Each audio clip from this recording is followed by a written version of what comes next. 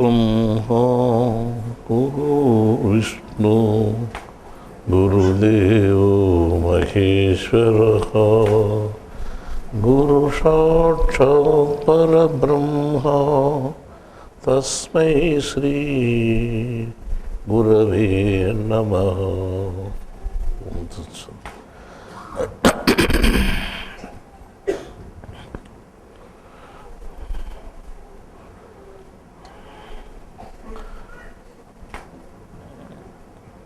ఈరోజు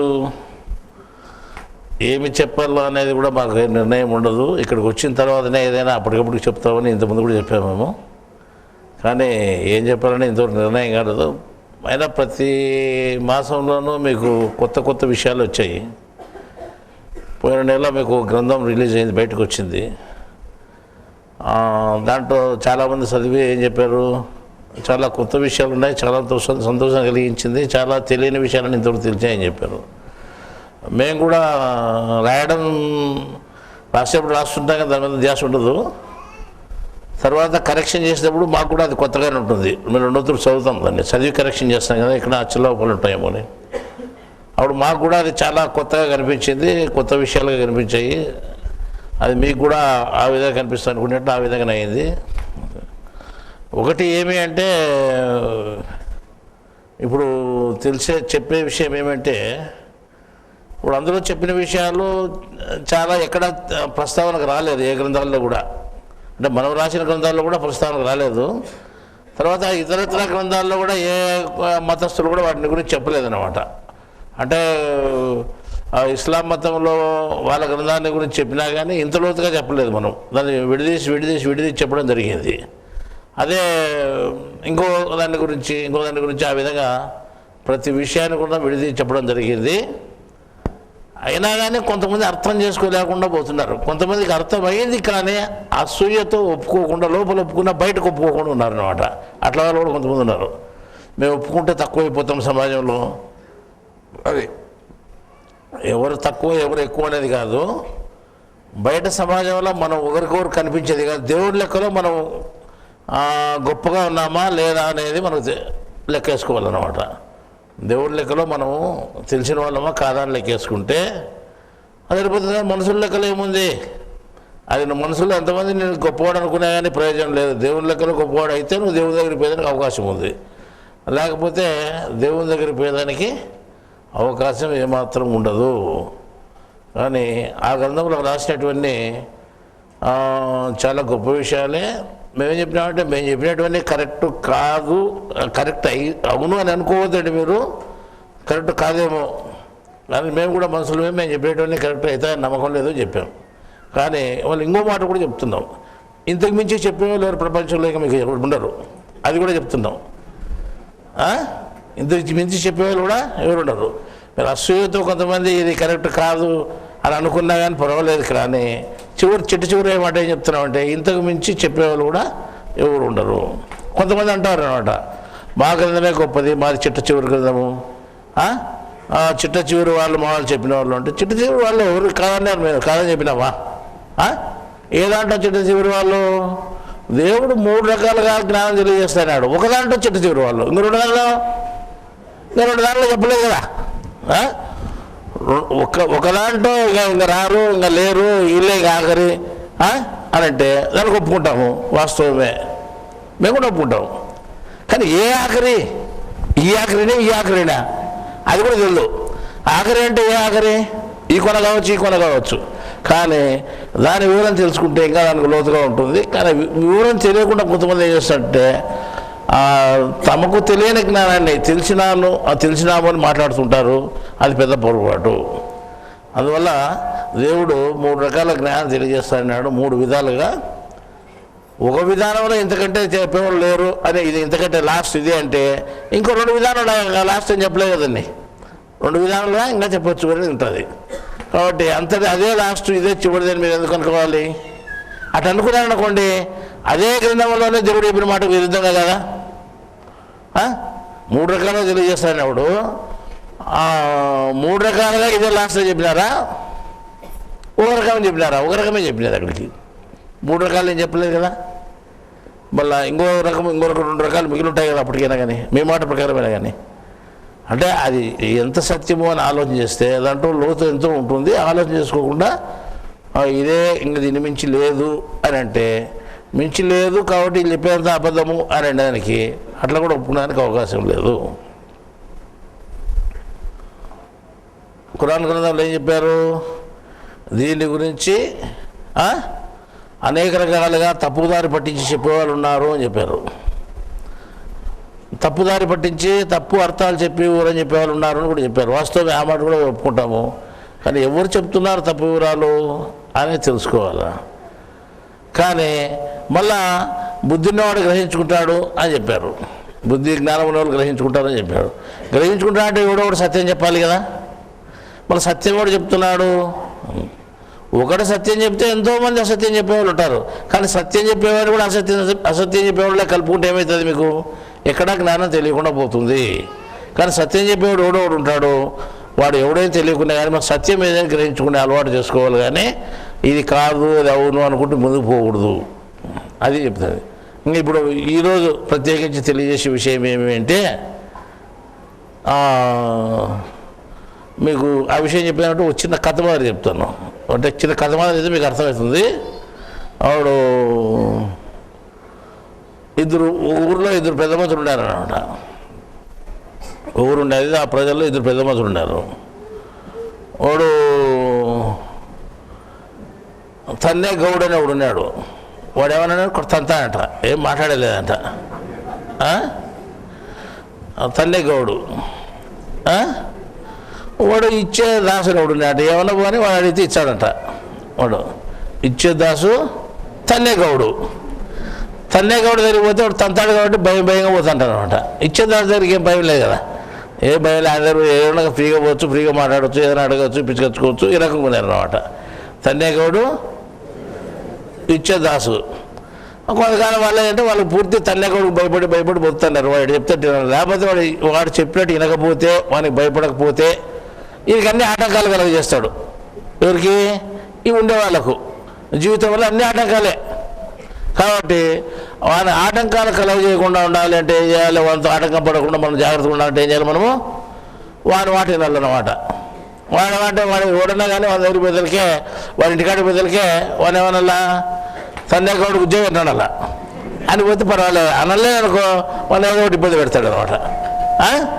ఆ రకంగా జీవితం అంతా గడుపుకున్నాడు. చనిపోయే మొదలు ఏం చేశాడంటే, ఒరే నేను చనిపోతాడాను, 10 సంవత్సరము నాకు దినాలు చేయాలి మీరు అంటే. మనం ఏం చనిపోయిన కూతురే దినాలు చేసేది. వాడు తన్నే కాబట్టి భయం పెట్టిపోయినాడు. ఏమని? 10 సంవత్సరం నాకు దినాలు చేయాలి ఊరంతా కలిసి.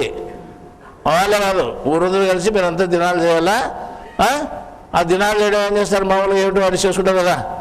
తీసుకుపోయి పిండ కూడా ఆడబెట్టాలా, ఏట్లోనో మొగ్గులను పెట్టేస్తారు కదా. అట్లా మళ్ళీ ఆడ బయట వేసి రాకూడదు, బాగా నడిట్లో పెట్టరాలి నెలలో అని చెప్పినారు అనమాట. ఏది పిండాకుడు. అప్పుడు ఉంటే వాడు పోయినా కానీ వీళ్ళు భయపడి ఏం చేశారంటే, అప్పుడు మళ్ళీ వాడు చచ్చిపోయినాక కూడా మళ్ళీ ఏమైనా ఆటంకాలు కలుగజేస్తాడు, బతికినప్పుడు ఎన్ని ఆటంకాలు కలుగజేస్తాడు, దయమే వాడు ఇంకెన్ని ఆటంకాలు కలుగజేస్తాడు అని భయపడి వీళ్ళు ఏం చేశారంటే, వాడు చచ్చిపోయినా కానీ ప్రతి సంవత్సరం ఏదైతే పిండాకుడు పెట్టేది అలవాటు పెట్టుకున్నారు అనమాట. ఆ పిండాకుడు పెట్టి ఏం చేయాలి? తీసుకుపోయి ఆ నడేట్టు దాన్ని పెట్టిరావాల, నడేట్టు వేసిన వాళ్ళ మళ్ళీ ముందే చెప్పినాడు కదా, నడేట్ వేసారు నాకు, నడేట్లో పెట్టి నీళ్ళు లేవాలని. కాబట్టి నడేట్లో పెట్టి రావాలంటే సరే నడేట్లో వేసి ఇచ్చేవాళ్ళు అనమాట. ఇంకా ఈయన ఇచ్చే దాసు ఉన్నాడు కదా, ఇచ్చే దాసు ఏం చెప్పలేదు అనమాట. ఇచ్చే దాసు ఏం చెప్పలేదు కాబట్టి ఆయన మంచోడు, చచ్చిపోయినప్పుడు మనకి ఏం పెట్టలేదు, ఉన్నన్నాళ్ళు మనకి ఇచ్చినాడు. పోయినాడు, పోయిన తర్వాత మనకి ఏ కండిషన్ పెట్టలే, ఆయన మనకి ఇబ్బంది పెట్టలేదు. ఉన్నప్పుడు ఇబ్బంది పెట్టలేదు, పోయిన తర్వాత ఇబ్బంది పెట్టలేదు. మనకు ఇప్పుడు ఇబ్బంది పెట్టేదంతా ఎవరు? ఈ తల్లెగౌడు కదా, తల్లెగౌడు కొట్టేగౌడు ఆయన ఇబ్బంది పెడతాడు అనమాట. ఈయనతో ఎట్ట చేయాలని ఇంకా ఏం చెప్తాడు, ఆయన భయపడి మళ్ళీ చచ్చిపోయిన తర్వాత కూడా దయమే పీడిస్తాడో, మనకు అన్ని ఆటంకాలు కలగజేస్తాడని వీళ్ళు ఏం చేస్తారంటే 10 సంవత్సరం పిండాకుడు పెట్టేవాళ్ళు. ఆ పిండాకుడు మీద నడిట్టు పెట్టేవాళ్ళు కదా. ఓతురు వాన ఫుల్గా వచ్చి ఫుల్గా ఎవరు పడుతుంటే ఇంకా నడిట్టు పెట్టుకున్నాడు కాబట్టి దాంట్లో పెట్టడం వల్ల 5-6 మంది కొట్టుకుపోయినారు. సంవత్సరం. వాడు జిల్లాకంతా శాసనం చేసిపోయినాడు. జిల్లా అంతా అదే పని అనమాట. ఏడాది సంవత్సరం వచ్చేసరికి ఆయన చచ్చిపోయిన వచ్చేసరికి వీళ్ళు తీసుకుపోయి పిండాకుడు ఆ నీళ్ళలో పెట్టి వచ్చారు. అలవాటు అయింది అనమాట. నీళ్ళు రాని లేని సాట సన్న నీళ్ళు పారేసాట ఏం ప్రమాదం లేదనుకో. నీళ్ళు ఎక్కువ సాట పారేసాట అది వాని పిండాకుడు ఎప్పుడు ఉంది కరెక్ట్ వాళ్ళ కాలమే వచ్చింది ఇట్లా ఇప్పుడే.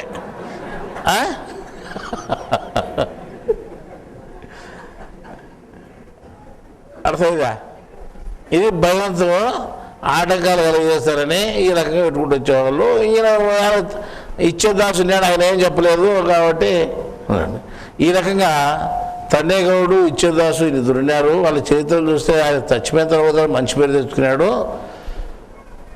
ఈవిడ చచ్చిపోయిన తర్వాత కూడా ఇది కూడా మంచి పేరు. ఎందుకంటే ఇచ్చేదాసుని గురించి పెద్దగా అనుకోలేదు, కానీ తన్నేగౌడ గురించి 10 సంవత్సరాలు అందులో కొంచెం పేరు వచ్చింది కాబట్టి ఈడ బాగా పేరు ఉంచాడు అనమాట భయంతో. కాబట్టి ఈ భయము అనేది మనుషులకు ఉండి వాడు చాలా ఇబ్బంది పెడతాం అనమాట. వానికి ఎందుకు పిండాకుడు పెట్టాలో, యాపదో చచ్చిపోయాడు కదా ఇంకా మనం ఎందుకు పెట్టాలి అనుకోలేదు అనమాట. వాడు పెట్టాలంటే పెట్టాలి, అది మన సాంప్రదాయం. రాకపోతే పెట్టిపోయినారు, పెట్టకపోతే ఏమన్నా అవుతుందేమో అని. ఏది కాదు కానీ అవుతుందేమో అని ఇలా చేస్తారంటే ముందు భయపడి ఊరుకోరు. తీసుకుపోయి బాగా వాళ్ళ కాలమే అది వస్తుంది దివాలు, అప్పుడే తీసుకుని పెట్టొచ్చారు.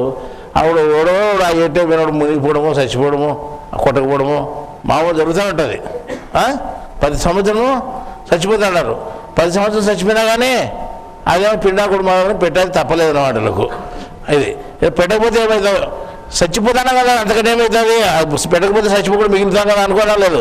చచ్చిపోయిన పదాన్ని పెట్టాలనుకుంటున్నారు. ఇట్లాంటిది భయం అంటే మనుషులకు. కాబట్టి అంటే ఇది ఉదాహరణగా కథ చెప్తాను, ఇంకేమనుకుంటారు మీరు. ఇంకో ఉదాహరణ ఏమని పోల్చుకోద్దండి. ఈ భయము అనేది ఒకటి ఉంది మనిషికి. కానీ భయపడేవాడు ఒకడు ఉంటే భయపెట్టేవాడు కూడా ఇంకోటి ఉంటాడు. భయపడేవాడు ఒకడు ఉంటే భయపెట్టేవాడు ఇంకోటి ఉంటాడు. భయపడేవాడు ప్రతి మనిషి భయపడతాడు. ఎందుకంటే బ్రతకాల కాబట్టి ఆ బ్రతుకు తెరువు సక్రమంగా ఉంటుందో లేదో, ఎవడైనా నా సక్రమంగా నా అదృష్టాన్ని ఎవడైనా దోచుకొని పోతాడేమో అనేటువంటి ఉద్దేశంతో ఏం చేస్తాయంటే ఇటు భయపడి బతుకుతుంటాడు అనమాట. ధైర్యంగా బతికే అవకాశం లేదు ఎవరికి, మనిషికి లేదు. ధైర్యంగా బతకవచ్చు, కానీ ఒక విషయం తెలిస్తే నేను పుట్టినప్పుడే నాకు అన్ని నిర్ణయం చేయబడినాయి, ఏ కష్టాలైతే వ్రాసి పెట్టబడినా ఇవే వస్తాయి, ఏ సుఖాలు అయితే వ్రాసి పెట్టబడినా ఇవే వస్తాయి, దాన్ని ఎవరు మార్చలేరు, ఎవరు మధ్యలో కల్పించలేరు అనే ధైర్యం ఎవరికైతే ఉంటుందో వానికి భయం ఉండదు. కానీ ఆ జ్ఞానం మనకు తెలియదు కాబట్టి మనం భయపడుతూ బతుకుతున్నాం. ప్రతిదానికి భయమే. ఆ రకంగా భయపడుతూ ఏం చేస్తామంటే నన్ను ఏమనొద్దు, నన్ను మడసంగా చూసుకో, నన్ను ఈ సంవత్సరం బాగా బతికేటట్టు చేయి, ఈ సంవత్సరం లాభం వచ్చేటట్టు చేయి అని మనం ఇతరులను ప్రాధాన్యపడుతున్నాం. ఇతరులకు నువ్వు భయపడుతున్నావు. ఒకడు భయపడేవాడు ఉంటే ఎవరికోరికి భయపడాలి కదా, అట్లా ఎవరికోరికి భయపడుతున్నావు. భయపడి వాడేమన్నా చేస్తాడేమో నీకు అని వాడు కూడా నీకు మేలు జరగాలంటే నువ్వేం నన్ను చేయొద్దు అని ప్రార్థన చేస్తాడు వాళ్ళు. అర్థమైందా? ఇప్పుడు మనం భయపడేవాడు ఎవడు, భయపెట్టేవాళ్ళు ఎవరు అంటే వాళ్ళు భయపెడతాడు లేదు కానీ భయపడేవాళ్ళు మనిషే. వీడెందుకు భయపడి అనవసరమైన భయాలు కల్పించుకొని ఏదో వాళ్ళకు నీకు లంచం ఇచ్చాను 10,000 రూపాయలు ఈ సంవత్సరం నన్ను ఏమనొద్దు అని చూస్తున్నారు. అర్థమైందా? ఓ రౌడీలకు ఇచ్చి వచ్చినట్టు మనం ఏం చేస్తామంటే మా ఇంట సాములకు ఇంకో పెద్ద దేవతలకు ఎవరికోరికి ఇచ్చొచ్చాను మరసంగా చూసుకోమని ఇచ్చుతాను లేదా అంటే మేమేమో చేస్తాం మిమ్మల్ని, మీరు అంటే మేమేమో చెడ్డ చేస్తామని చెడ్డ చేయకుండా దానికోసము లంచం ఇచ్చి కాపాడుకోవాలని చూస్తున్నారు అనమాట. ఇంకా ఏం చేస్తారు, లంచం ఇచ్చి బాగా జరుగుతుంది, వాళ్ళు మనకి మంచిగా ఉంటే వాళ్ళు మనకి ఏమైనా బాగా చూస్తారేమో, మంచి చేస్తారేమో అనే ఉద్దేశంతో కూడా మనం లంచాలు ఇచ్చేదానికి అలవాటు పడినాం. ఇదంతా ఎందుకు? భయంతో. అంటే వాస్తవంగా చెప్తే మనిషి భయంతో బ్రతుకుతున్నాడు. ఎవరు నిన్ను ఎవరు భయపెట్టకుండా కానీ నీ ఎందుకు నువ్వు భయపడి, ఎవరు భయపెట్టలేదు అయినా నీ ఎందుకు నువ్వు భయపడి ఆ భయాన్ని నువ్వు పూల్చుకొని నువ్వేం చేస్తున్నావు అంటే ఈ రకంగా మనిషి ఏం చేస్తున్నా అంటే ఒక దేవతనో లేకపోతే ఇంకో దయ్యాన్నో లేకపోతే ఇంకో పెద్ద దేవతనో ఇంకో పెద్ద దేవుణ్ణో ఎవరినో అడ్డం పెట్టుకొని వాళ్ళకి భయపడి నీకు ఏదో ఒకటి లాభం చేస్తాను, నీకు అంత ఇంత ఇస్తాను, నన్ను ఈ సంవత్సరం అంతా కాపాడు అని మొక్కోవడం జరుగుతూ ఉంది. వాస్తవంగా ఎవరినైనా కాపాడుతారంటే కాపాడేది ఏమీ లేదు. ముందే నీ తలవ్రాతలో వ్రాసి పెట్టబడింది నీకు జరుగుతుంది అనేది జ్ఞానము. దాన్ని మనం తెలుసుకోగలిగితే ఏమాత్రం భయపడకుండా మనం ప్రవర్తిస్తాము. అంటే ప్రవర్తించాలంటే నువ్వు వాళ్ళకి వ్యతిరేకంగా చేయమని కాదు చెప్పేది, నీ ఎందుకు నువ్వు బ్రతుకు, నీ జ్ఞానం ఏదో తెలుసుకో. అట్లా లేకుండా నువ్వేం చేస్తావంటే నీ బ్రతుకు నువ్వు వదిలిపెట్టేసి అంటే వేరే వాళ్ళకు భయపడుతూ నువ్వు బతున్నావు. వాస్తవంగా నీ చరిత్రలో ఏమైతే ఉందో భవిష్యత్తులో అది ఉంది అని నువ్వు అనుకోకుండా ఏదే రకంగా ఉంటుందేమో అని భ్రమపడుతూ నువ్వు అజ్ఞానంలో మెలుగుతున్నావు. కాబట్టి నువ్వు వేరే వాళ్ళకు మొక్కవలసిన పని వచ్చింది. అర్థమైందా? ఆ రకంగా భయము అనేది ఒకటి ఉంది. కాబట్టి భయపెట్టే వాళ్ళు చాలామంది ఉన్నారో నువ్వు భ్రమించుకుంటున్నావు అన్నమాట. ఎవరు భయపెట్టరు నిన్నే, ఏ దేవతలు నిన్ను భయపెట్టలేదు. కానీ చాలా మీద దేవతలను కల్పించుకొని వాళ్ళు మాకంటే పెద్దోళ్ళు, వాళ్ళు ఏమైనా చేస్తారేమో అని నువ్వు ముందే భయపడి ఎవడు ఏమి చేయకుండా ఎవరినో అని పెద్దోని ముక్కితే బాగుంటుందని ఒకరిని ముక్కు వస్తాడు. వాని ముక్కిచ్చి నీ మాదిరి ఇంకోని ముక్కి ఈ రకంగా దేశంలో రకరకాల దేవతలంతా ముఖ్యంగా అలవాటు పడ్డారు అనమాట. ఇంకా ఏం చేస్తున్నారు? ఆ దేవతలు మొక్కడమే కాకుండా తన్నేవాడు ఒకడు ఉన్నాడు కదా మనకు, వాడు ఇంతకుముందంతా తన్నాడు, మళ్ళీ వాడు పోయినాడు, మళ్ళీ వాడిని కూడా మళ్ళీ వాడేమో సచిపోయినాక ఏమైనా చేస్తాడేమో అని వాడిని కూడా 10 సంవత్సరాలు మనము దినాలు చేసేదానికి అలవాటు చేసుకున్నామన్నమాట.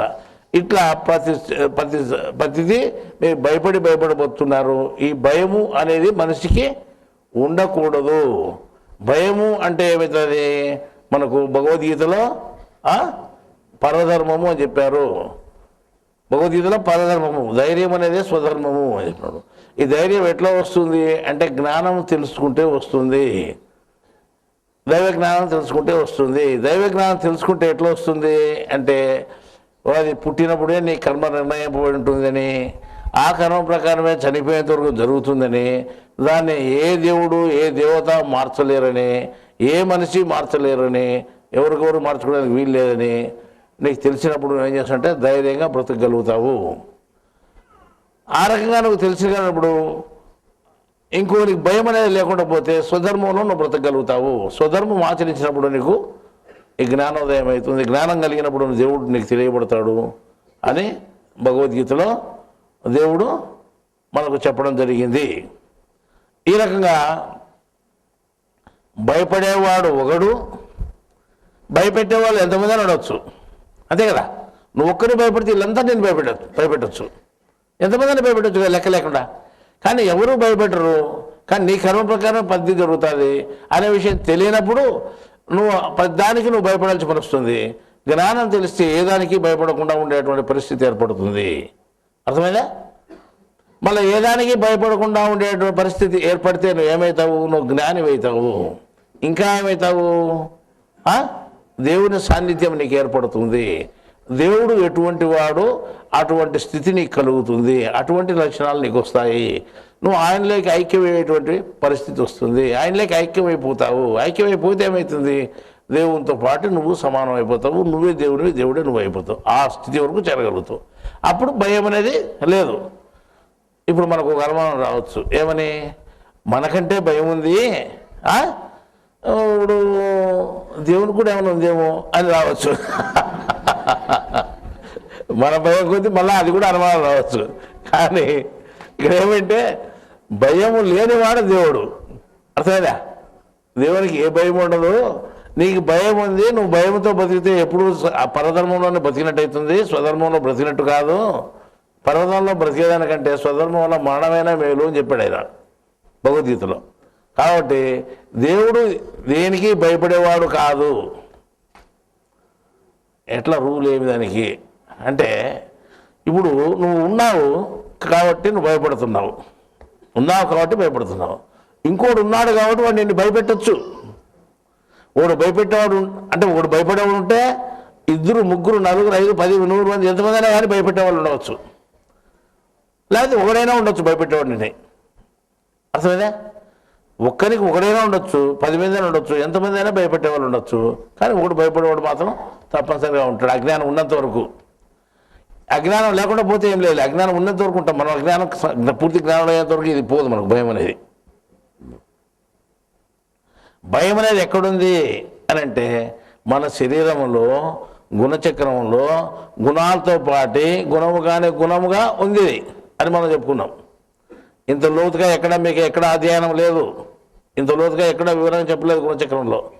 గుణచక్రం ఇట్లుంది అని కూడా చెప్పలేదు. కాబట్టి మీకు ఏం చెప్తున్నామంటే గుణచక్రంలో గుణాల మధ్యలో గుణముగానే గుణం అంటూ ఒకటి ఉంది, దాన్ని భయము అంటాము. అర్థమైనా? ధైర్యం కూడా ఒకటి ఉంది, దానికి వ్యతిరేకమైనది. కానీ మనం భయంలో ఇరుక్కున్నాము, ఎక్కువ భయపడిపోతున్నాం అన్నమాట. సరే, భయపడేవాడు ఒకడుంటే భయపెట్టేవాడు ఇంకోడు ఉన్నాడు. భయపెట్టి ఉండేవాడు తన్నే కూడా ఉన్నాడని మీరు అంటాండేది. తన్నేవాడంతా భయపడినారు. నీకు చచ్చిపోయినా కూడా భయపెడతారు మీరు. వాడు చచ్చిపోయినా కూడా భయపెడతారు. భయపెట్టి వాడు ఏం చెప్పినాడు అది చేస్తారు. ఏమని? అదే నాకు దినాలు చేయాలి 10 సంవత్సరం అంటే 10 సంవత్సరం చేస్తానని మొక్కున్నారు. 10 సంవత్సరం చేస్తున్నారు, వదిలిపెట్టలే. మళ్ళీ ఎందుకు? ఆ భయం ఉండబట్టే మీరు చేస్తాండేది. కాబట్టి అంటే నువ్వు భయపడుతున్నావు, భయపెట్టేవాళ్ళు ఉన్నారు. దేవుడు భయపడేవాడు కాదు.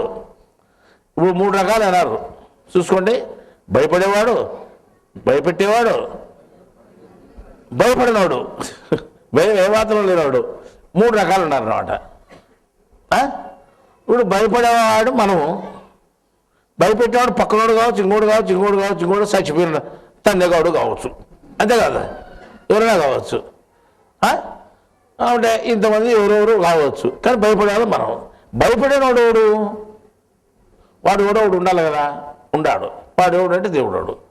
వాడు మళ్ళీ ఎట్లా భయపడు అంటే వాడు మనిషి ఉంటే, మనిషి అయితే కానీ భయపడేది. నీ మాదిరిలో లేదు, వాడు భయపెట్టేవారి మాదిరిలో భయపడేవారి మాదిరి ఉంటే వాడు భయపడేది. నీ మాదిరి లేడు, భయపడేవాని మాదిరి లేడు, భయపెట్టేవాని మాదిరి కూడా లేడు. కాబట్టి భయపడాల్సిన అవసరమే లేదు.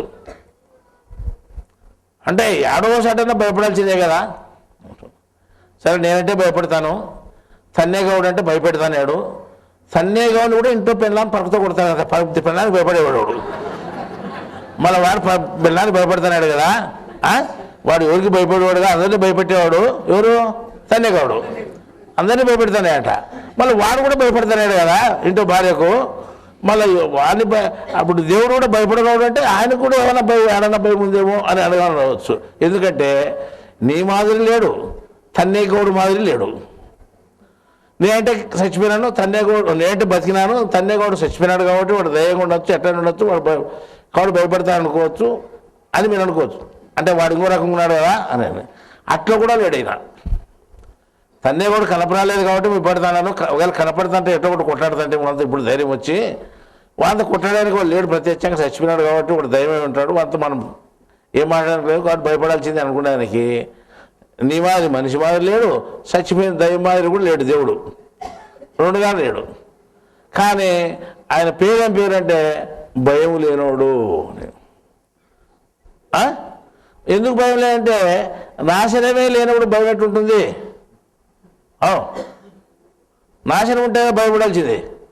వాడేమో నేను నాశనం అయిపోతాను అనేది ఉంటే భయం ఉంటుంది. నాశనం అనేదే లేదు నీకు, ఇంకా భయపడాల్సిన పని ఏమొచ్చింది? లేదన్నమాట. ఇప్పుడు ఒకవేళ సగం మునిగి సగం పైన నీళ్ళలో ఉండడానికి, సగం మునిగి సగం తేలిలోనికి అయితే చలి పెడుతుంది, గాలి పెడుతుంది అనుకోవచ్చు. పూర్తి మునిగిలోనికి ఏముంది? ఏమి లేదన్నమాట. అర్థమైందా? ఇప్పుడు రోని గుడ్డలో ఉన్న పుట్టకోసి పెట్టుకునే కన్నా వాళ్ళు ఏమంటారంటే సన్యాసం ఏదో ఒకటి అనొచ్చు. అన్ని ఇడిపించడానికి ఏమంటారు, వాళ్ళు ఏమనేదానికి లేదు ఇంకా వాడు. ఆ రకంగా దేవుడు ఎటువంటి వాడంటే ఆయనకి ఇది అది అనేది లేదు, ఏ లేదు కాబట్టి ఆయన భయం లేదు అని చెప్పి. దానికి భయం లేదు అనే దానికి మనం ఎట్లా చెప్పుకోవచ్చు అంటే, ఉదాహరణ మనం ధైర్యంగా ఎట్లా చెప్పుకోవడానికి అవకాశం ఉంది అంటే, నాశనం లేనటువంటి వాడు కాబట్టి భయం లేదు అని చెప్పినాం. నాశనం లేనటువంటి వాడు అంటే, నాశనం అనే దానికి ఇంతకుముందు మనం చాలా సార్లు చెప్పుకున్నాము. రమ్ అంటే నాశనము అని. రామ అంటే నేను నాశనం కాని వాడిని అనేది ఉంది ఇదిగా, నాశనం చేయవాడు అనేది. అంటే రామ అనే పదం చాలా విశేషమైన అర్థంతో కూడుకున్నటువంటిది అని చెప్పుకున్నా కదా. రమ్ అంటే నాశనము కాబట్టి నరం అంటే ఏమైందన్నా అంటే నాశనం లేనిది అని, లేనిది అని. రమ్ అంటే ఏమి నాశనము లేనిది అని. నా రమ్ అంటే ఏమని నాశనము లేనటువంటి వాడు, లేదా నాశనం లేనిది పరమాత్మ, నాశనం లేనటువంటి వాడు దేవుడు అని స్త్రీలింగంగా చెప్పుకోవచ్చు, పుల్లింగంగా చెప్పుకోవచ్చు అని. ఎవరిని? దేవుణ్ణి. కాబట్టి నాశనం లేనటువంటి వాడు ఎక్కడున్నాడు అని అంటే ఎక్కడన్నా ఉంది, ఆయన అంతటా వ్యాపించున్నాడు. ఎట్లున్నాడు అంటే రమ్ అంటే నాశనము, నా అంటే లేదు అని దాన్ని ఏమన్నా రెండు కలిపి రమ్ లేనటువంటి వాడు అంటే నాశనం లేనటువంటి వాడు. నాశనం లేనటువంటి వాడికి భయమే లేదు. నాశనం లేనటువంటి వాడిని ఏమన్నా రమ్ ఏమన్నాం నరం. ఏడు నరం అందరిలో ఉంది నరాలు. నరం అనేది ప్రతి శరీరంలో ఉంది. నరం అంటే ఏమని అర్థం? నాశనము లేనిది అని. అంటే ఇప్పుడు మనం శరీరంలో నరాలు ఉన్నాయి, అవి నాశనం అయిపోతాయి అంటే అది కనపచ్చేది నాశనం అవుతుంది, దాంట్లో శక్తి నాశనం కాదు. నీ శరీరంలో నరాల్లో వ్యాపించిన శక్తి ఉంటుంది, అది నాశనం కాదు. కాబట్టి అది భయం లేనిది. భయం లేనిది కాబట్టి ఎవరికి భయపడదు. అటువంటి స్థితిని అటువంటి దాన్ని పక్కన చేరితే నీకు కూడా భయం రాదు. కాబట్టి నా సహవాసం చెయ్యి, నీకు భయం లేదు. నన్ను స్మరించుకుంటూ ఉండు, నీకు భయం రాదు. నన్నే ధ్యాసలో ఉంచుకో, నీకు నా వలే నీకు భయపడవు. అంటే నన్నే ఎప్పుడు స్మరించుకుంటావు, ఎప్పుడు నా ధ్యాస ఉంటుంది. నా జ్ఞానం నేను ఫలానా వాడినే నీకు తెలిస్తే, అంటే నా జ్ఞానం అంతా నీకు తెలిస్తే, నేను ఇట్లున్నా అని తెలిస్తే నా ధ్యాస నీకు వస్తుంది అని నువ్వు అనుకుంటావు. కాబట్టి నా ధ్యాస పెట్టుకోవాలంటే నా విషయం అంతా నీకు తెలియాలి, నా విషయం అంతా నువ్వు తెలుసుకో. అప్పుడు ఏమవుతుంది? నువ్వు నా మాదిరి మారిపోయేదానికి అవకాశం ఉంటుంది. కాబట్టి ఈ నరం అంటే నరం అనేటువంటిది పేరు ఎక్కడొచ్చింది అంటే అందరిలోనూ వ్యాపించి ఉన్నటువంటి వాడు అని మనం అనుకుంటున్నట్టు ప్రతి శరీరంలోనూ ఈ నరం అనే పేరు కలిగినటువంటివి ఉన్నాయి. ఆ నరం అనేటువంటి దాంట్లోనే ఆయన శక్తి ఆయన వ్యాపించి ఉన్నాడు. కాబట్టి అందరి శరీరంలోనూ భయం లేనటువంటి వాడు ఉన్నాడు. అందరి శరీరంలోనూ నరం రూపంలో ఉన్నాడు. ఎవరు? భయం లేనోడు. అర్థమైందా? భయం ఉన్నోడు శరీరంలో ఉన్నాడు, భయం లేనోడు శరీరంలో ఉన్నాడు. నీ శరీరం ఉంది, నీ నరాల్లో అంతటా వ్యాపించినటువంటి వాడు ఒకడు ఉన్నాడు, వాడు భయం లేనోడు. నువ్వున్నావు, నీ శరీరం అంతా వ్యాపించలేవు, నరాల్లో వ్యాపించలేవు, ఒకసారి ఉన్నావు. నువ్వు భయపడేవాడివి. భయపడేవాడు శరీరంలో ఉన్నాడు, భయం లేనోడు శరీరంలో ఉన్నాడు. అంటే భయపడేవాడు భయం లేని వాడిని ఆశ్రయించితే నీకు భయం లేకుండా పోతుంది. అంటే భయపడేవాడు భయం లేని వాడిని ఆశ్రయిస్తే, అర్థమైందా? కానీ ఎక్కడైనా వాడిని ఆశ్రయించాలా? నీ శరీరంలో ఉండేవాడినే ఆశ్రయించాలను. నీ దృష్టి అంతా ఎక్కడ పెట్టుకోవాలా? తిరిగి మళ్ళీ శరీరంలోకి వస్తుంది. మనం మొదటి నుండి అదే చెప్పుకుంటున్నాం. నీకు ఎక్కడ పోయినా దృష్టి అంతా శరీరంలోకి రావాల్సిందే. ఎవడైతే ప్రపంచం అంతా వ్యాపించి భయం లేకుండా దేవుడు అనిపించుకున్నాడో వాడు నీ శరీరంలోనే ఉన్నాడు, ఎక్కడో పోవాల్సిన పని లేదు. వాడు అంత గొప్పని నీ పక్కలో పెట్టుకొని కూడా ఈయన్ని మర్చిపోయి పక్క శరీరంలో పక్కనుండే వారి కోసం నువ్వు భయపడుతున్నావు. అందువల్ల నువ్వు ఎప్పటికైనా కానీ ఈ జ్ఞానం తెలుసుకొని నా భయం లేనటువంటి వాడు, ఎక్కడా ప్రపంచంలో నాశనం లేనటువంటి వాడు నా శరీరంలో ఉన్నాడు, నేను వాడిని ఆశ్రయిస్తే సరిపోతుంది, ఏ విషయానికి నేను భయపడాల్సిన పని లేదు అని నువ్వు ఎప్పుడైతే తెలుసుకోగలుగుతావో అప్పుడు నువ్వేం చేస్తావంటే అతని కోసం నువ్వు ప్రయత్నం చేస్తావు. ఎవరి కోసము? రమ్ అంటే నాశనము లేని వాడి కోసం. అంటే నాశనం లేని వాడిని కోసం నువ్వు ప్రయత్నం చేస్తావు. నాశనం లేనటువంటి వాడు నీ శరీరంలోనే అదే పేరుతో ఉన్నాడు, నరం అనే పేరుతోనే నరంలోనే ఉన్నాడు అనమాట. మళ్ళీ వాడిని తెలియాలి అంటే ఏం చేయాలా? ఇప్పుడు నరాన్ని పెట్టుకొని చూసుకుంటే సరిపోతుందా మనం అంటే? అట్లా కూడా తెలియడు. పైన స్థూలంగా ఉండే నరం కనిపిస్తుంది కానీ సూక్ష్మంగా ఉండే శక్తి కనిపించదు.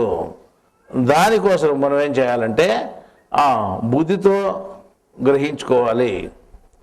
చెప్పిన విషయాన్ని బుద్ధితో గ్రహించుకోవాలి. అప్పుడు విషయాన్ని మనం బుద్ధితో గ్రహించుకోగలిగితే నరములో ఉండే శక్తి మనకు తెలుస్తుంది. నరంలో ఉండే శక్తిని తెలుసుకోవాలి అంటే మనం బుద్ధి ద్వారా గ్రహించుకోవాలి అంటే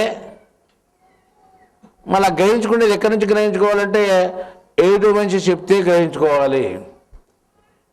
ఎదుటి మనిషి చెప్తే గ్రహించుకోవాలంటే ఎదుటి మనిషి కరెక్ట్ చెప్తాడనేమి నమ్మకము అంటే ఆ గ్యారంటీ ఏమి ఉండదు.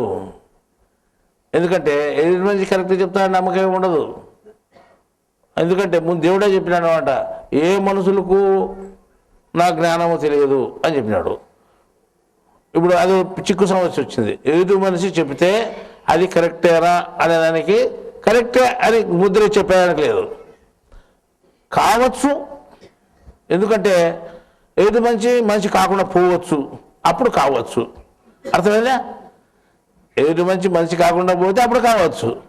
అంటే ఇప్పుడు ఎదుటి మనిషి చెప్పేది మనం గ్రహించుకోగలిగితే అంటే ఎదుటి మనిషి చెప్తేనే గ్రహించుకుంటే ఎలా అయితే గ్రహించుకుంటాం?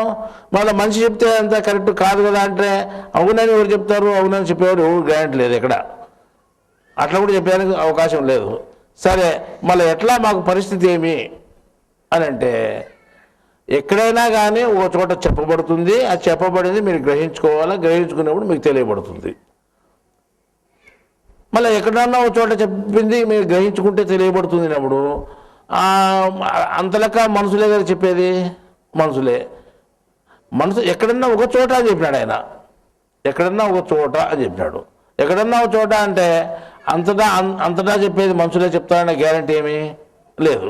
కృష్ణుడు మనిషిగా వచ్చినాడు, చెప్పినాడు, పోయినాడు.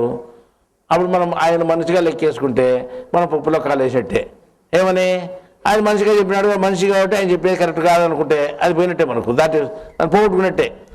అంతవరకు మనుషులు ఎవరు చెప్పినా నువ్వు దాన్ని పక్కన తీసి పెట్టుకో, అది కరెక్ట్ కాదనుకోవచ్చు. కానీ కృష్ణుడు చెప్పినది ఆయన మనిషి కదా అనుకుంటే మాత్రం నువ్వు పోగొట్టుకున్నట్టు అవుతుంది. ఎందుకు అంటే చెప్పేవాడు కూడా మనిషిగానే చెప్తాడు అంతే.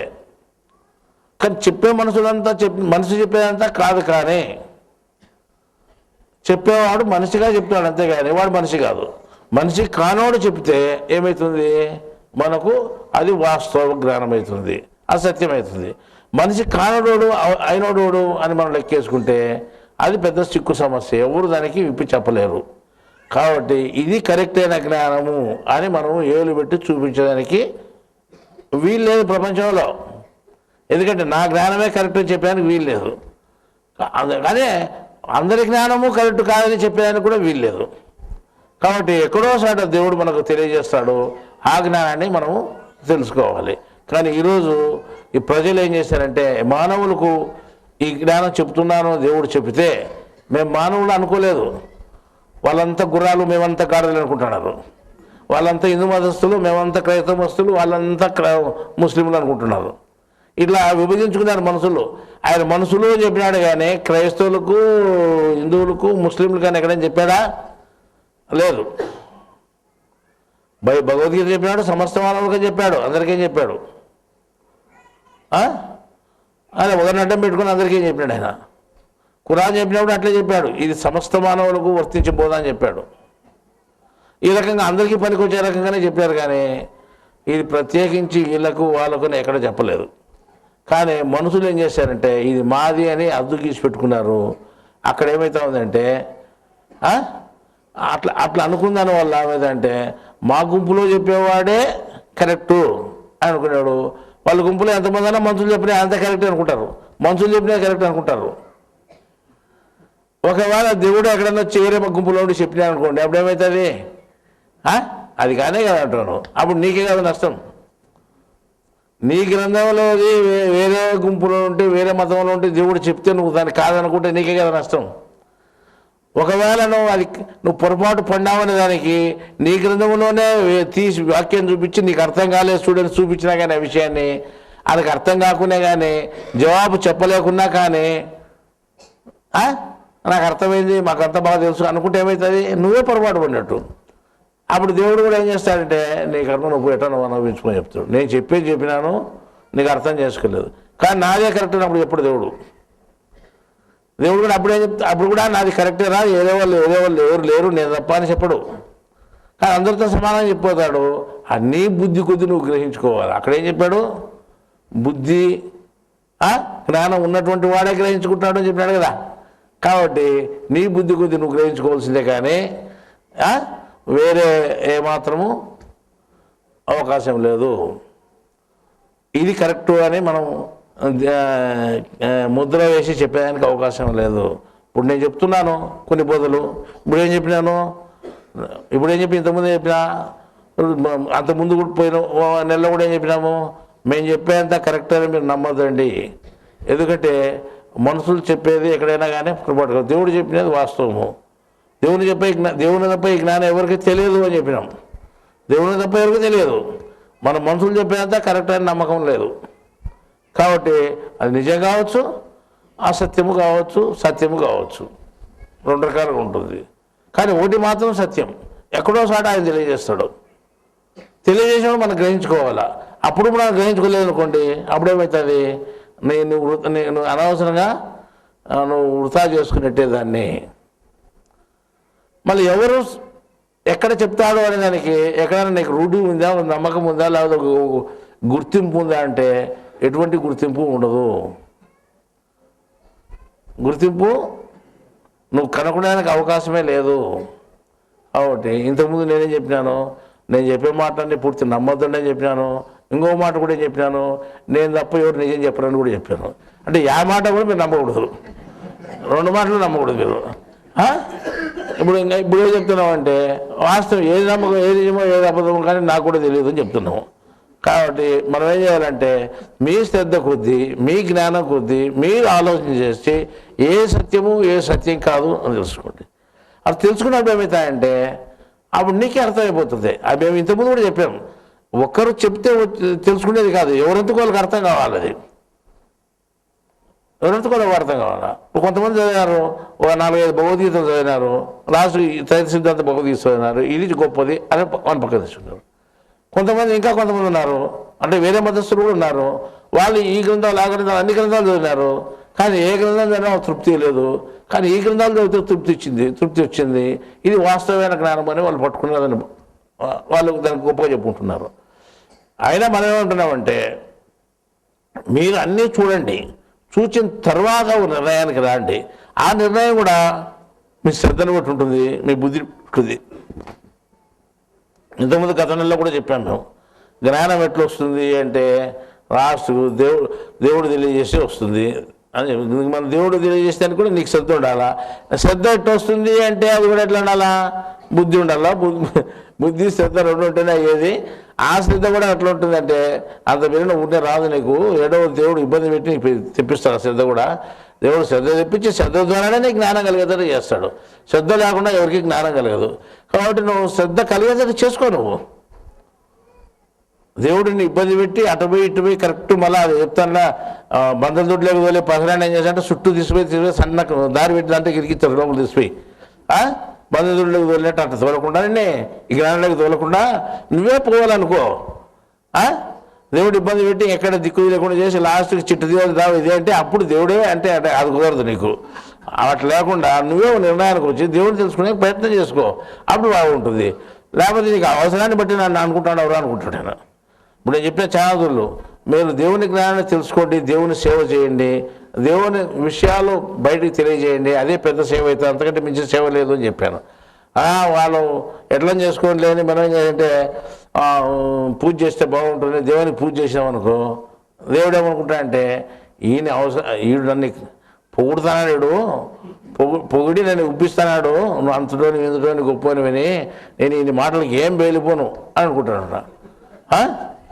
చెప్తానండి ఈ టీవీ చూస్తుంటే ఆయన చెప్తున్నాడు ఓ స్వామీజీ ఇంతకుముందు భగవద్గీత చెప్పినాడు దేవుడు గొప్పవాడు అన్నాడు అంత దేవుని కంటే చిన్నోళ్ళు అని చెప్పినాడు ఓ మాటేమో.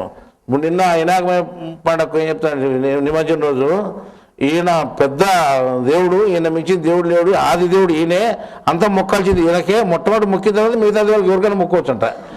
యా దేవుడైనా మా తర్వాతనే అంట. కాబట్టి దేవుడు ఈయన ఆది దేవుడు అని చెప్తున్నాడు. ఆయన ముందు చెప్పిన మాట ఏమైంది, మళ్ళీ ఇప్పుడు చెప్పిన మాట ఏమైంది, అప్పుడు మాట ఇప్పుడు మాట, అవసరాన్ని బట్టి మాట్లాడుతున్నాడు అనమాట. ఏంటంటే రామాయణం వేసినప్పుడు, రామాయణం డ్రామాలో రావణ బ్రహ్మ వేషం వేసినాడనమాట. వేషం వేసినాడు. మళ్ళీ భారతం వేసినాడు అంటే దుర్యోధన వేషం వేసినాడు. నన్ను ఆడేదో నేను రావణ బ్రహ్మను అట్లా ఏదో నేను గొప్ప, నేను జ్ఞానం ఏంటంటే వీడు జ్ఞానం లేకుండా మాట్లాడుతానే అని అంటే, ఆ పోర్షన్ వేరు ఈ పోర్షన్ వేరేనంట. అది రావణ బ్రహ్మ పోర్షను, ఇది వచ్చి దుర్యోధన పోర్షను. దీనికి జ్ఞానం అవసరం లే, దాంట్లో జ్ఞానం అవసరం కాబట్టి ఇది జ్ఞానం మాట్లాడదు, దీంట్లో జ్ఞానం అవసరం లేదు. ఈ పోర్షన్ వేరు ఈ పద్యం వేరు, ఆ పోర్షన్ వేరు ఆ పద్యం వేరు అని చెప్పినట్ట. అట్లా అందుకే ఇలా అంటే ఇంకొకటి ఏం చేసినాయంటే, కొంతమంది అరే ఇట్లాంటివన్నీ ఒక డ్రామాలో ఒకటి చెప్పకూడదు, అన్ని డ్రామాలు కలిసి చెప్పుకోవాలనుకున్నాయంట ఒకడు. మహాభారతం డ్రామా వేసి రావణాసుని పద్యం చెప్పినట్ట. అంటే పుట్టిన ప్రజలు, ఒరే రామాయణము నువ్వు చెప్పేది భారతం కదా, భారతం పోర్షన్ పెట్టుకొని రామాయణ పద్యం చెప్తే అంటారు అనమాట. ఈ రకంగా అంతా ఇస్తగులు చేసుకునే వాళ్ళు ఉన్నారు. అట్లా కాకుండా ఎక్కడ చెప్పినా, ముందు చెప్పినా వెనుకలు చెప్పినా ఒకటే మాట, ఒకటే పద్ధతి, ఒకటే ధ్యాస, ఒకటే కరెక్ట్, ఒకటే ఇది ఉండాలా.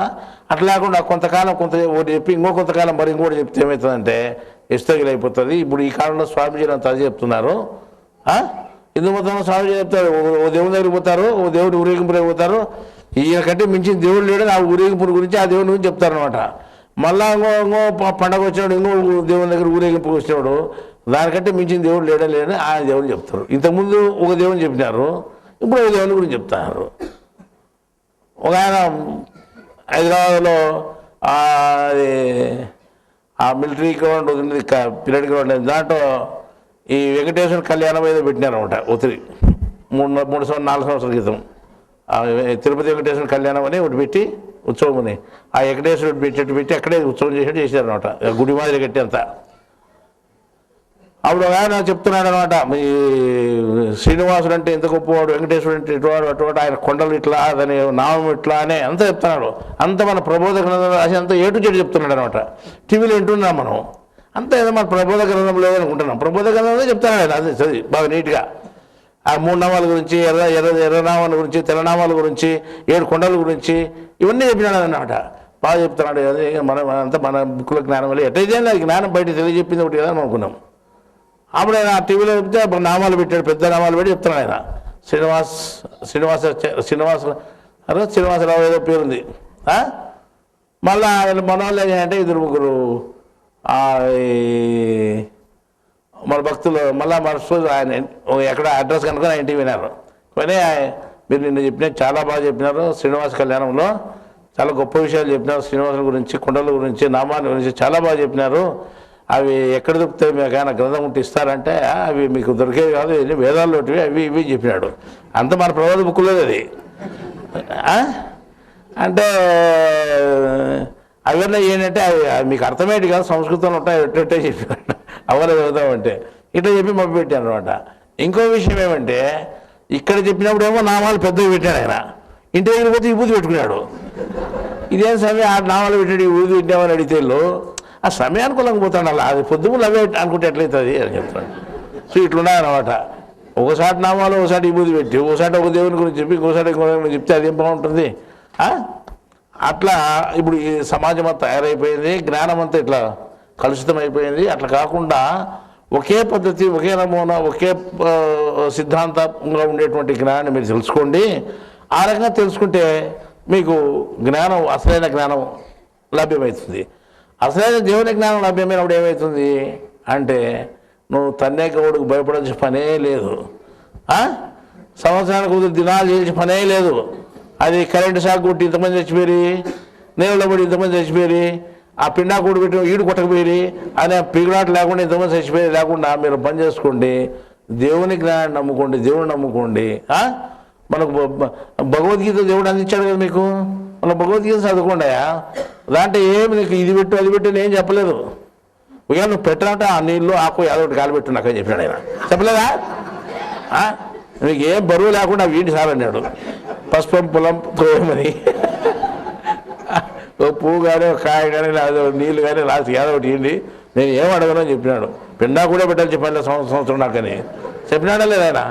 మళ్ళీ అన్నప్పుడు మీకు ఏమీ చెప్పు, అంత పెద్ద గ్రంథం ఇచ్చి అంత గొప్ప దేవుడు మీకు చెప్తే ఇది ఇడిచిపెట్టి సంవత్సరం పిండా కూడా పెట్టేది అది కొట్టకపోయినా కానీ. కాబట్టి అది మానుకొని మీరు ఇప్పుడు అసలైన దేవుని గురించి తెలుసుకుంటే ప్రయత్నం. అసలైన దేవుని గురించి మనం ఎట్లా తెలుసుకోవాలా అని ప్రయత్నం చేస్తే ఏం లేదు. ఇప్పుడు చిన్న సూత్రం చెప్పినా కదా మీకు, ఏమని? నరమని. రమ్ అంటే నాశనము, నా అంటే లేదు, నాశనం లేనటువంటి వాడు ఎక్కడ ఉన్నా అంటే నీ శరీరంలో ఉన్నాడు. నీ శరీరంలో ఎక్కడ ఉన్నాడంటే అంతగా వ్యాపించున్నాడు. పోతే శరీరం అంతా వ్యాపించున్నాడు. ఇప్పుడు తల మీద స్పర్శ ఉంది అంటే అక్కడి వరకు ఉంది, అది గోరు వరకు స్పర్శ ఉంది, అక్కడి వరకు ఉన్నాడు. మళ్ళీ ఇంతటా వ్యాపించినటువంటి గోరు నుంచి నక్క శిఖ పర్యంతము అంటారు. శిఖ అంటే జుట్టు, నక్క అంటే గోరు, అంటే జుట్టు నుండి గోరు వరకు వ్యాపించినటువంటి శరీరంలో ఉన్నాడు. వానికి భయము లేదు, వాని నాశనం లేదు. వాడు నాశనం ఉంటే భయపడదు, వాడి భయము లేదు. కానీ నాశనం లేనివాడు, భయం లేనివాడు నీ శరీరంలో ఉన్నాడు. మళ్ళీ నాశనం లేనివాడు, భయం లేనివాడు నీ పక్కలో ఉన్నా, నువ్వు భయపడేవాడు నువ్వు పక్కలో ఉన్నావు. నీ దగ్గర ఉన్నా కానీ నువ్వు భయపడేవాడు నువ్వు పక్కలో ఉన్నావు. కాబట్టి నువ్వు ఎందుకు భయపడాల్సి పని వచ్చింది? అందుకే మీరాబాయి ఒక గీతం చెప్పినాడు, ఎందుకు భయపడుతున్నావు అనవసరంగా? ఏం పోయింది నీకు? వస్తా ఏం తెచ్చుకున్నావు? ఇక్కడికి వచ్చి ఏం పోగొట్టుకున్నావు నువ్వు అని గీతం పడింది. కాబట్టి ఏమీ పోగొట్టుకోలేదు, ఏమి తెచ్చుకోలేదు. నువ్వు ఉండేదంతా తృప్తిపడు. కాబట్టి నువ్వు ధైర్యంగా బ్రతుకు. అదే విషయాన్నే మనకు భగవద్గీతలో కర్మయోగము 32, 35 శ్లోకంలో ఈ స్వధర్మము పరధర్మము అనేటువంటి శ్లోకాలను చెప్పి ఈ స్వధర్మములో ఉండేటువంటి పరధర్మంలో ఉండే భయం కంటే స్వధర్మములో మరణమైనా పర్వాలేదు అన్నాడు అనమాట. కాబట్టి ఈ భయపడి బతికేదానికంటే భయం లేకుండా బతుకు పర్వాలేదు అని చెప్పినాడు. భయం లేకుండా బతకాలంటే ఏమి? ఎట్లా వస్తుంది ఆ భయం లేదు బతుకు? ఎప్పుడు వస్తుంది? ఎప్పటికీ రాలేదు. మామూలుగా జ్ఞానం తెలియనంత వరకు కాదు. జ్ఞానం తెలిస్తేనే వచ్చేది నీకు. జ్ఞానం తెలిసినప్పుడే ధైర్యం వస్తుంది. ఏది జరగాలో జరుగుతుంది, భయపడవచ్చు పని లేదని. జ్ఞానం తెలియలేదు అనుకో, ఏమో ఇటు చేస్తేమో అట్లా చేస్తేమో అట్లా వస్తుందేమో ఇటు వస్తుందేమో ఏదో కష్టం వస్తుందో ఏమో అని ప్రతినిత్యం భయపడుతుంటావు. ప్రతినిత్యం నువ్వు ఇతరులను ప్రార్థన చేస్తున్నా, నేను అన్నదని నన్ను ఏం మనసాన్ని చూసుకోండి అని అనుకోవా చెప్పు. ఎవరు అనుకున్న వాళ్ళు ఉన్నారు దేశంలో? అది అంతా అనుకునే వాళ్ళు ఉన్నారు. మేము ఉన్నాం, మేము ఎవరికి భయపడము. ఎందుకు? బైబిల్ ఎవడు మా పక్కన ఉన్నాడు. వాడిని చూస్తే వాడు ఎట్టున్నాడో మనం అట్టుండొచ్చు. ముందు ఏముంది? ముందే మనకు నిర్ణయం అయింది. కర్మ అనేది నిర్ణయం అయింది. అది ఏం తినాలో, ఏం తాగాలో, ఎక్కడ కింద పడాలో, ఎక్కడ మీద పడాలో, ఎక్కడ ఇబ్బంది పడాలో, ఎక్కడ కష్టపడాలో, ఎక్కడ సుఖపడాలో అన్నీ ముందే నిర్ణయం ఉన్నాయి. దాని ప్రకారమే జరుగుతాయి అని ఒక నిర్ణయం అయిపోయినప్పుడు, రూఢిగా తెలిసిపోయినప్పుడు ఇంకా నువ్వు రెండోదాని గురించి చింతించవు. నువ్వు ఎవడో ఏమో చేస్తాడు అని అనుకుంటే నీకుంటే కదా జరిగేది. అదే 35 శ్లోకంలో మేము రాసాం, ఎవరో ఏమో చేస్తారు అని మమ్మల్ని కూడా భయపడించారు. ఒకడు ఒకవేళ ఉంటే అట్లా కానీ అని చెప్పినాం మేము. ఎవరో చేస్తారంటే ఒకవేళ చేసేది ఉంటే చేయలేదు, అదేముంది, జరిగేది ఉంటే తప్పనిసరిగా జరుగుతుంది అట్లే చెప్పిన. భగవద్గీత అదే రాసామన్నమాట. వేరే వాళ్ళు భయపడించారు. నాకేం భయం ఉంటే అసలు ఆపత్తి లేదు. భగవద్గీత రాసిన ఆపత్తి లేదు, అంతకుముందే లేదు. భయపడాల్సి పని లేదు. ఒకవేళ అట్టుంటే అటు జరుగుతుంది, ఎవరేం చేసేదానికి కాదు. దాని నుంచి మనం ఎందుకు భయపడాలా? కాబట్టి వదిలేసాం. భయం అనేది లేదు.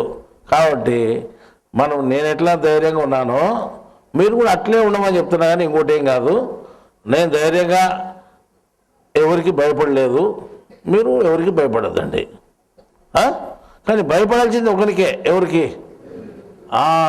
జ్ఞానానికి, కర్మకు. అంటే జ్ఞానం తెలుసుకో, కర్మకు భయపడు, కర్మ భయపడి జ్ఞానం తెలుసుకో, దేవుని తెలుసుకో. కాబట్టి దీనికి మనం తల్లోకి పోవాలి. కానీ ఈ తన్నే గౌడుకు మేము భయపడాల్సిన పని లేదు. తిట్టేవాళ్ళు ఉన్నారు, తిట్టేవాళ్ళు భయపడద్దండి, తండేవాళ్ళు భయపడద్దని రకరకాలు ఉన్నారు మామూలు ప్రపంచంలో. వాళ్ళకి ఎవరికి మీరు భయపడద్దండి. అట్లా భయపడితే ఈయనకి పావలా వెళ్ళా, వానికి పోతే ₹10 వెళ్ళా, ఇంకోనికి పోతే రూపాయి వెళ్ళా, లేకపోతే వాడు భయపడిస్తాడు, ఇటు తంతాడు, వాడు ఇంకోటి తిడతాడు. కాబట్టి ఈ రావాలంతా ఉంటాయి మామూలుగా. నువ్వు భయపడకపోతే ఈయనకి పావలా చేయలేదు, నాకు ₹10 చేయలేదు, ఇంకోటి ₹30 చేయలేదు, ఇంకోనికి ఏమి చేయలేదు కదా. మన వాళ్ళు చాలామంది విడిచిపెట్టారు ఇచ్చేదంత అందరికీ. ఇంతకుముందు అయితే చాలా ఖర్చు పెట్టుకుంటారు ఇచ్చి నెల కూతురు సంవత్సరానికి కూతురు అన్నీ విడిచిపెట్టారు. ఎవరికి ఇచ్చారు బాకీ లేదని తీసుకున్నారు ఎవరు. మంచి పని అయింది. ఇప్పుడు ఆ లెక్క ప్రకారం పోతే ఇప్పుడు మేమంటే మొదటి నుండి మాకు లేదు, ఇప్పుడు మీరు దాంట్లో తప్పించుకున్నారు. మొట్టమొదటి మా పెద్దోళ్ళు ఏం చేశారంటే, అంటే మీరు చిన్న చిన్న విషయాలు మా పెద్దోళ్ళు ఏం చేయాలంటే పెద్దది ఆ సంవత్సరం దేవతకు ముక్కొని పొట్లు అవి ఇవి 2-3 పొట్టేళ్ళు పెద్దగా వేసి అందరినీ బంధువులందరినీ పిల్లంపి అందరికీ వాళ్ళు డిన్నర్ ఇచ్చేవాళ్ళు అనమాట. అది మామూలు బలిచ్చి అట్లా చేసేవాళ్ళు. మాకు బుద్ధి వచ్చిన తర్వాత ఇదంతా పనికి వాళ్ళ పని మేము విడిపించినాం అనమాట. ఇడిపిస్తే నువ్వు ఆ పేరు పెట్టుకున్నావు, ఆ దేవత పేరు పెట్టుకున్నావు, దానికి ముఖ్య తిరలా, దానికి బలి ఇచ్చే తిరలంటే ఆ పేరే వద్దని పెరిగేసినాం మనం. ఆ పేరు పెట్టుకుంటే కదా అని. అదే రకంగా అంటే ఇక అన్నిటికి ఇడిచినోడు అని చెప్తే అన్నిటికి ఇడిచినోడు కావాలని మేము చెప్తాను. అది తండ్రి చచ్చిపోయినాడు నెత్తి గురించుకోవాలంటే ఏంటి గురించుకోవాలి ఆయన అంటే మామూలు చచ్చిపోతే గురించుకోవాలంటే అది ఎవరో పెట్టినారు, మాకు సంబంధం లేదు. ఒకడు ఉన్నాడు, వాడు చచ్చిపోయింది, వాడు గురించి వాడు చచ్చిపోయాడు, మనం చచ్చిపోవాల్సింది మధ్యలో. మన తండ్రి ఆడు చచ్చిపోతాడు, నడిమధ్యాలు ఎంతమంది చచ్చిపోతే మనకేమి. వచ్చేవాడి కల్లా గుండు గురించుకుంటా అంటే ఎన్నాళ్ళు గురించుకోవాలా, చచ్చిపోయాడు కల్లా వద్దు మేము గురించుకోమని చెప్పినాం. కాబట్టి దినాలు చేయాలంటే మేము చేయమని చెప్పినాం. దినాలు చేయము, నెత్తి గురించుకొని ఏమైనా చేసుకోమని మీ ఇష్టం అని చెప్పినాం. అట్లా ఆ రకంగా మేము మొట్టమొదటి వ్యతిరేకించిన దినాలు చేయలే. మా ఇంట్లో చచ్చిపోతే ఎవరికి దినాలు చేయలేదు, మేము నెత్తి గురించుకోలేదు. అప్పుడు ఉంటే వీళ్ళంతా వ్యతిరేకము, ఇది దేవుడే లేడంటే దేవుడు లేడని ఎవరు లేరు, దేవుడు ఉన్నాడనే ఇది గురించుకోదు మేము. దేవుడు ఉన్నాడు దానికి మర్యాద ఏమని చెప్పి మా అట్ట చేయకపోతే మన దినాలు చేయకపోతే దేవుడు లేడండి మళ్ళీ అట్ట పెడతారు. దేవుడు లేడని మేము చెప్పలేదు కదా, మేము నాస్తికులు మేమన్నా అట్లా ఎట్లా కాదు. ఎవరికి మర్యాద ఇల్లో వారికి, ఎవరికి చేయాలో వాళ్ళకి చేయను. నాకు తెలుసు కాబట్టి నేను చేయలేదు, నాకు భయం లేదు. వీళ్ళు ఏం చేస్తారు, చచ్చిపోయినా కూడా ఏం చేస్తారు, వాళ్ళ కొరకు దొరికిపోతాడు, వాళ్ళు నన్ను ఎవరు పీడిస్తాడు, అసలు ఏం చేయలేడు. కాబట్టి నేను బాకీ పొదుపుకున్నా మళ్ళీ అంత అప్పులు చేసేదానికి. కాబట్టి నేనేం చేయదని చెప్పినాము. ఈ రకంగా మేమంటే భయపడేది లేదు కాబట్టి, మాకు భయం లేదు కాబట్టి. అంటే భయం లేదంటే రోంత కూడా లేదంటే బ్రతుకు లేదు అంటే రోంతనే ఉంటుంది కదా అంటే ఉంటా అనుకుంటూ ఉంటా అనుకుంటేనే అసలు ఉండే లేదని చెప్తాను కదా. అంటే పూర్తి లేదా పాము తీసుకొచ్చి మీద ఇచ్చినా లేదా అంటే అది కరిచేది ఉంటే కరుతా అనుకునేవాడు ఏంటుకుంటుంది భయం, నీకు సచ్చేది ఉంటే సత్యం అనుకునేవాడు ఏంటుకుంటుంది భయం చెప్పు. అందుకని ఒక ఆయన చెప్పినా అంటాను, పాములు సైతం భయం లేకుండా పట్టుకోగలుగుతాడు అని. అంటే నువ్వు భయపడితే కదా అంటే విషం సైతం పని చేయలేదని చెప్పినాడు ఆయన. అర్థమైందా, చచ్చిపోయి ఉంటే నీ విషయం పని చేసేది, చచ్చిపోయినప్పుడు విషయం కూడా పని చేయదు నీకని చెప్పినాడు. ఆ రకంగా అటు జరిగినాయి చాలా. ఇంతకుముందు కూడా శరీరంలో కూడా విషయం కూడా పని చేయలేదు కొంతమందికి. పాము కాటేసిన విషయం పని చేయలేదు. భయం ఉంటే పాడు కాటేకుండా బుసగొట్టే చచ్చిపోతాడు, అట్లా కూడా ఉంది. కాటేయకుండా కూడా బుసగొట్టే చచ్చిపోతాడు చాలామంది. కొంతమంది యాక్సిడెంట్లు అవుతారు, మా వాళ్ళ కారు యాక్సిడెంట్ బండ్ల యాక్సిడెంట్ కూడా తగులుతా చచ్చిపెట్టారు వీళ్ళు. అది ఏం లేదు, ఎక్కడ గాయమైండదు ఏమైండదు, అట్లా భయస్తున్నారు కొంతమంది. ఆ భయానికే చచ్చిపోయి చాలా మంది ఉన్నారు అన్నమాట ఇప్పుడు కూడా. అట్లా భయం ధైర్యం ఉంటే ఏం కాదు. మాకు ఎన్నో యాక్సిడెంట్లు అయినాయి, పెద్ద యాక్సిడెంట్ అయినాయి, యాక్సిడెంట్ ఉన్నాయి కానీ ఎక్కడ ఏం కాలేదు. కొంతమంది ఏం తగలకుండా చచ్చిపోయిన ఉన్నారు. అంటే భయము అనేది అంత పని చేస్తుంది అని చెప్తున్నాం అన్నమాట. కాబట్టి ఇంతకుముందు కూడా చాలా చెప్పాను, భయం అనేది చాలా పెద్ద పీడ లాంటిది, దాన్ని మీరు పెట్టుకోవద్దండి, ఆ ధైర్యంగా ఉండండి, భయం అనే గుణాన్ని అణిచివేసుకోండి అని కూడా చెప్పాను. ఇప్పుడు కూడా మీకు భయం అనే దాని సబ్జెక్టు గురించి మీకు ఎక్కువ చెప్పినాను నేను. అంటే భయపెట్టే వాళ్ళు ఉన్నారు, మీరు భయపడద్దండి. భయం లేనోడు ఉన్నాడు, వాని పచ్చాన్ని మీరు చేరండి, ఏం భయం ఉండదు. భయం లేనోడు నీ శరీరంలోనే ఉన్నాడు, భయం లేనోడు నీ శరీరంలోనే ఉన్నాడు. కాబట్టి నీకు ఏం భయం లేకుండా ఉండొచ్చు, అంత ధైర్యంగా ఉండొచ్చు. నువ్వు వాని జ్ఞానం తెలుసుకో, వాని పద్ధతిని తెలుసుకో, వాని అలవాట్లు ఏమో తెలుసుకో, నువ్వు కూడా అదే అలవాటు చేసుకోను. నువ్వు ఆ రకంగా నువ్వు భయం లేకుండా తయారైపోతావు. అర్థమైందా? మళ్ళీ నేను చెప్పినా అని మీరు భయం లేకుండా ఇడిచిపెట్టిపోయారు ఎట్టట భయపడండి. అంటే ఏడ భయపడాలి అటు భయపడండి. మళ్ళీ నా మాట అంతా నిజమనుకోద్దండి మీరు. మళ్ళీ ఇదంతా ఇప్పుడు కూడా అది చెప్తాను, నేను చెప్పేదంతా కరెక్ట్ అనుకోద్దండి, మళ్ళీ అబద్ధం కూడా అనుకోద్దండి. అట్లా అనుకునే ఇబ్బందే, ఇట్లా అనుకునే ఇబ్బందే. కానీ మీ బుద్ధితో యోచన చేసి దాని గురించి ఆలోచన చేసి తెలుసుకోండి. అప్పుడు ఏమవుతుందంటే ఏది సత్యము ఏదో సత్యము అని మనకు తెలుస్తుంది. కరెక్ట్, నేను చెప్పినంత కరెక్ట్ అని కాదు, నేను చెప్పినంత అసత్యం అని కూడా కాదు. మరి మీరు మీ బుద్ధితో యోచన చేసుకోండి, మీ శ్రద్ధతో దీన్ని గ్రహించుకోండి అని చెప్తూ, ఈ భయం అనే దాని గురించి మీరు మళ్ళీ ఆలోచన చేసుకోండి. అది ఎక్కడుంది, ఏమి కథ అని ఆలోచన చేసుకోండి. ఊరే భయం అనే పేరు అనుకుంటున్నాం కానీ అది మనలో ఉందా లేదా చూసుకోండి. దండికి ఉంటుంది, స్టాక్ ఉంటుంది. అది మళ్ళీ లేదనుకొని నేను అంత ధైర్యస్తాను ఇంత ధైర్యస్తాను అనుకుంటుంటారు, పైకి లోపల చూస్తే చాలా ఉంటుంది. అది అర్థమైందా? మనం సింహాలు అంటాయి చాలా ధైర్యమేటి అనుకుంటుంటాం. మనం సింహాలు చాలా ధైర్యమేటివి అని అనుకుంటాంలే. జంతువులపైకి మృగరాజు, మృగాలపైకల్లా రాజు అనుకుంటుంటాం. కానీ ఒక రోజు ఆ జూ పార్కులో ఏమోగా కష్టాన్ని నమ్ముతానే దిక్కు ఎనికి తిరుగుకుండా ఉరికినాయి భయపడి. అంటే తుమ్మితేనే ఉరికినాయి, ఎంత పెట్టుకున్నాయి చూడు ధైర్యం దానికి. అంటే అది బయటపడింది దాని ధైర్యం అంతా. ఆ రకంగా ఉంటుంది మన పని కూడా, మనుషుల పని కూడా.